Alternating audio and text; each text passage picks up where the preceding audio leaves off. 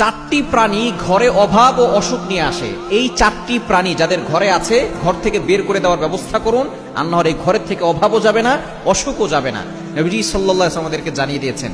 Number 1, এক number হচ্ছে টিকটিকি। টিকটিকি হচ্ছে এমন একটা প্রাণী যেটা খুবই বিষাক্ত একটা প্রাণী। এই টিকটিকি যদি কোনো খাবারের ভিতরে পড়ে যায় অথবা সে খাবারের ভিতরে মল ত্যাগ করে, ওই খাবারটা কিন্তু বিষ হয়ে যায়। এটা কিন্তু অনেকেই আমরা জানি না, বর্তমান চিকিৎসা বিজ্ঞান বের করেছে। ১৫০০ বছরের নবী সাল্লাল্লাহু আলাইহি ওয়াসাল্লাম বলেছেন তোমরা টিকটিকি যেখানে পাবে সেখানে তাকে মেরে ফেলবে, এবং এক আঘাতে মেরে ফেললে আপনার সওয়াবও হবে।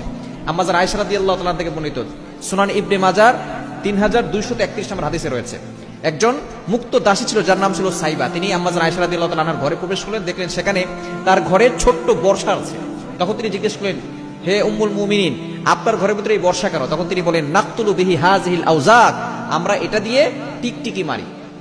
কেন মারা হয়? তখন তিনি বলছেন, নবী সাল্লাল্লাহু আলাইহি ওয়াসাল্লাম জানিয়ে দিয়েছেন, যখন ইব্রাহিম আলাইহিস সালামকে আগুনে নিক্ষেপ করা হয়েছিল তখন